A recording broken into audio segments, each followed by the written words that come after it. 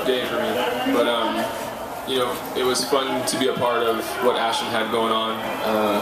I've been able to compete against, you know, a few world record holders now, and it's kind of special when it happens. So yeah, I mean, great day for those guys, rough day for me. It's the nature of the sport. Bryan, Kevin from Running Space. How important for you? Obviously it was, but how important was it to finish this decathlon? You know, anytime a decathlon goes bad, and you know, I think every decathlete wants to just pick up their stuff and walk off the track. I think it was everything my coaches had and everything I had to kind of keep going. You know, it was really tough. Been working a long time to come out and try and put something together, and I think there was a lot of hope and expectation there. And when you see that kind of all go out the window, it's pretty disappointing. So it was important to finish. I know I needed to finish. I didn't want to finish. My coaches, thank goodness for them, you know, making me finish. I mean, between them and my wife and my kids and everybody, it was like I had to finish. You know, the last thing I want to do is look back on things and, you know, have my kids remember the time that I didn't finish the decathlon. You know, so yeah. I mean, as much as I didn't want to, there was really no other option. Hi, Kevin from Flow Track. Are you planning to continue to compete, or what are your thoughts on this? I know it's shortly after you're finishing the 1500. Yeah, I mean, I don't think I'm going to hang it up. You know, there's a few decks this summer still. I know there's a very slim chance that if my body's feeling okay and I can get out and get another one in, I can possibly go chase the A standard and score 82, and still maybe be named to the team. So. I don't know. I got to see how my body feels. I'm pretty beat up right now, and I haven't even talked to my coaches about that. I just found out about that right before I walked in here. So we'll see. But I don't think we'll end it here. I mean, you know, we'll come out next year, and you know, there's always another team to be made. So we'll try it again.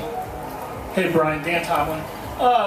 Did that come into factor at all? Maybe having to do it again and finishing today?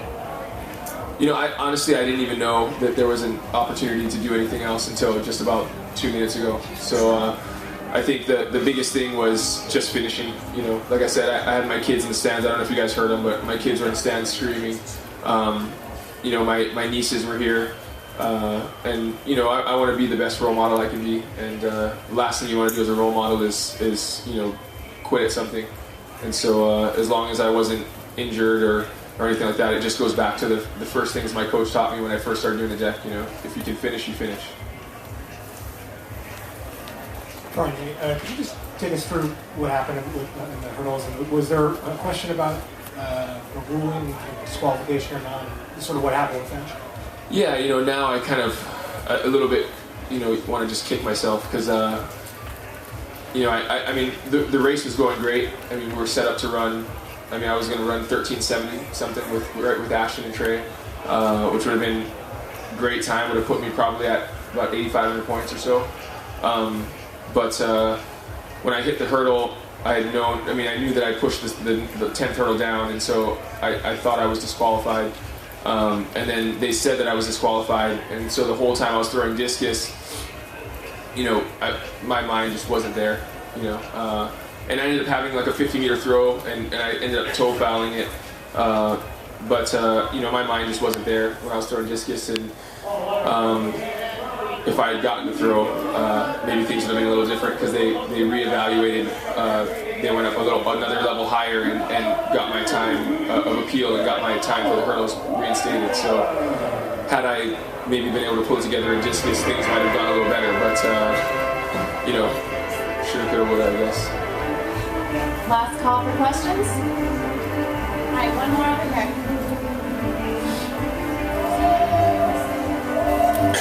Hi, Bryan, Joe from NBC. Can you talk a little bit you've been competing against Ashton for a while. Can you talk about what you saw in him when you first competed against him and what you saw in him today and sort of that progression?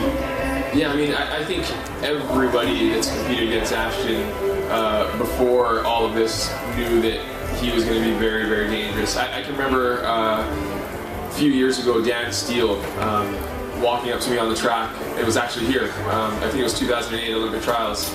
And he said, "Hey Bryan, we've got this kid. We just recruited this kid. He's pretty much exactly the same as you, and he's going to do some really great things." And I was like, "Oh, okay." You know, I didn't think anything of it.